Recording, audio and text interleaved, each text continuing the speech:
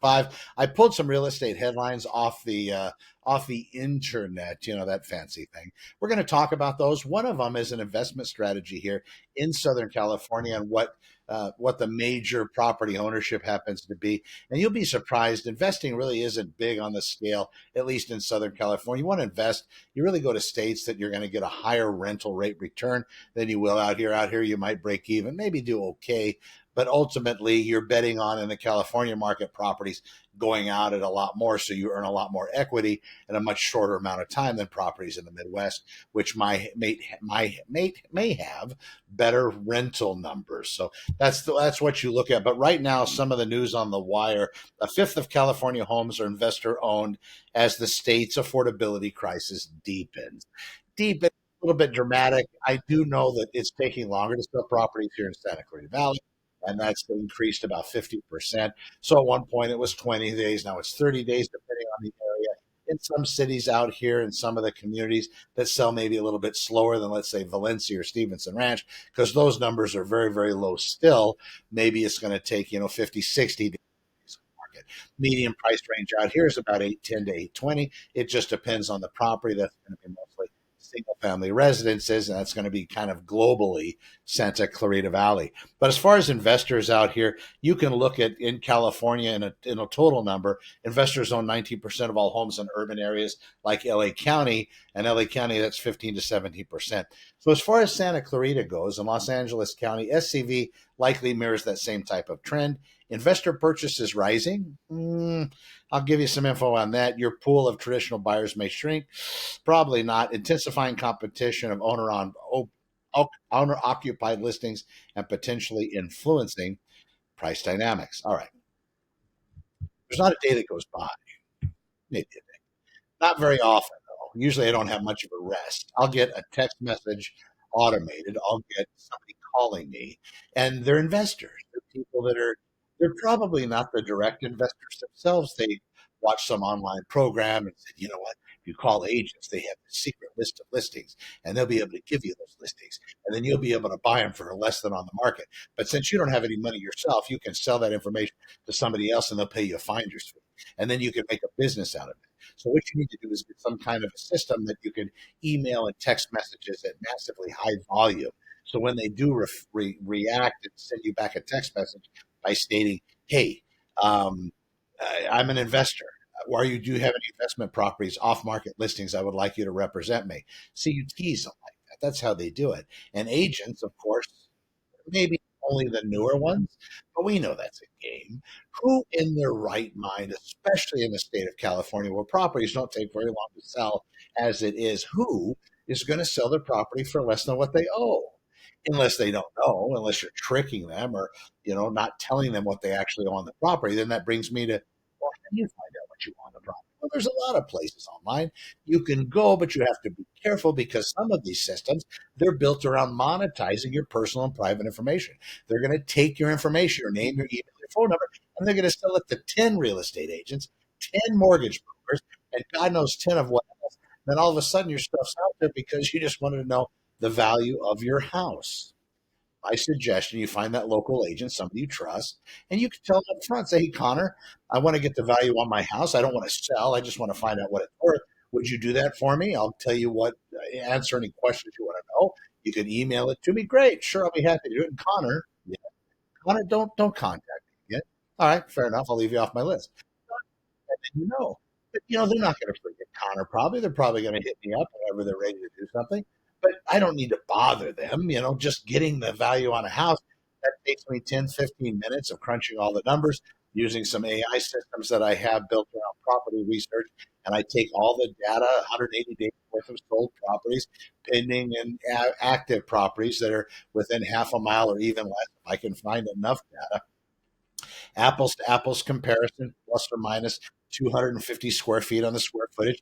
If I can find exact model matches layouts by the same builder within a particular tract that has enough of a high volume of sold properties, being able to make good comparisons. If I have some with pools, some without, then I can make a determination as to what a value of a pool happens to be during a particular time of year. I plug all this information in, and then it spits out an average price range. And then we look more specifically at the subject property, the seller's person is asking me to look at, and I start picking it apart, and then we make a determination. And this is the value of the house if we were going to put it on the market today. This is typically what probably what an appraiser would say it's worth, and then you got it. So again, it doesn't go as deep as an appraiser report. It's going to be measuring every room and really dialing it in, but it's going to be pretty darn close. It's going to be enough that a bank would satisfy its broker price opinion regulation, and it would be for most people out there looking to find out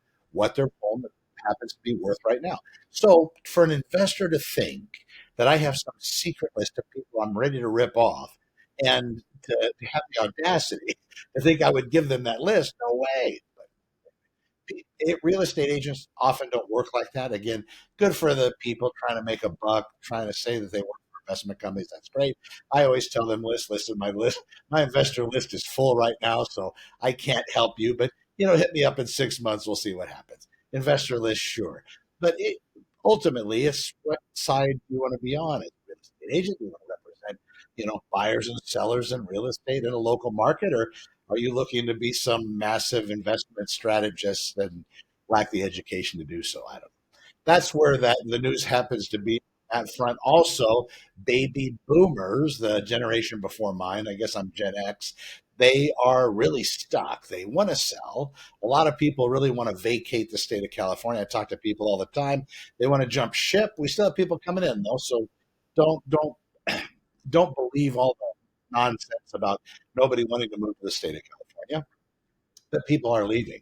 The latest sales I've had, we got Utah, we have Idaho and Utah. Those are the latest two. Oh, and now we have Carson, Nevada.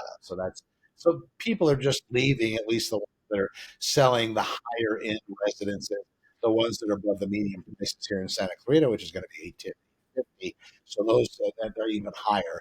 Those typically they're leaving the state to go find greener pastures, whatever it may be. If you're in that boat and want to find out what your home is worth, you can look at the main syndication sites. Just be wary. I would use an incognito browser. I wouldn't use something that you're logged into your Gmail or anything else. I would use something that doesn't carry a history with it. And I would use that to maybe find some kind of preliminary determination as to what those systems believe your property is worth. Now, I will tell you, they have very smart AI built in these home valuation models to give you just enough that makes you want more. And then the more is going to cost you your personal and private information. You give them the more, then you're going to be harassed, all the day long. Probably have to go into some kind of relocation system. Or, no, not relocation. That's real estate. Witness protection type thing to get away from these people from harassing you, emailing you, texting you. But that's happening so much. It's probably hard to get away from them altogether. But as far as boomers go, yes, those folks they would want to sell, but their interest rate is so incredibly low, they don't want to move. And then going to another place and watching a higher interest rate, in the retirement world, it could really break the bank. So we'll see what Powell does with the Fed. If he happens to do what looks like is kind of necessary, I think it would help a lot of things. But that's big boy ball up there. You got the president, on his harassing it. You got Powell, fighting. So we'll see where that one ends up. But if those rates do come down, although not directly responsible for the mortgage rate, it would affect the mortgage, and it would cause the mortgage rate to reduce. So if that happens, we'll probably see another repeat of 2000, 2020, 2021, as far as that market just moving liquid fast. There's going to be a lot of people listing their houses for sale. Hopefully, there'll be a lot of buyers. If not, it could drive down prices because these baby boomers are like, we're done with California. We're going to jump ship.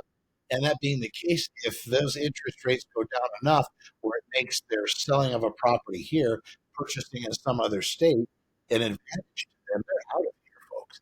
And if we build enough of that inventory out here, we're going to see the market start to reduce in price. Absolutely 100%.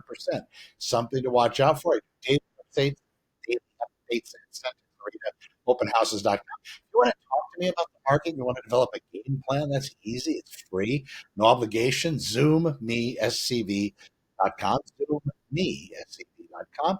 You can go there, get access to my calendar. We'll have a chit chat about where your mind currently is as far far as real estate goes, whether you want to buy or sell, and then we'll make a determination as the best next steps to take. And then I'll give you an entire game plan, questions to ask lenders, questions to ask the other people involved, what you're looking for in a home inspector, those things. If you happen to be buying, if you're selling, maybe a home staging company is where your mind happens to be, maybe with some virtual tour online staging system, what are the best ones to use for that? And then ultimately, as buyers, how to really put together a solid offer for a real estate listing, especially one that might have some kind of a high competition. How are you going to be able to make your offer the best besides maybe price or even other than price?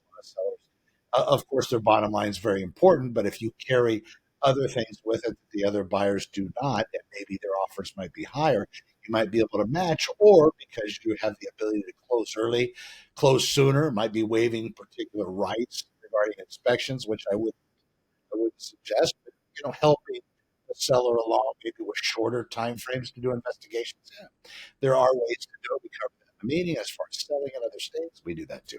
All right, I'm Connor with Honor. I'll let you go. We will see you tomorrow in the next video update. Thanks for watching. Be well, and we will talk to you later.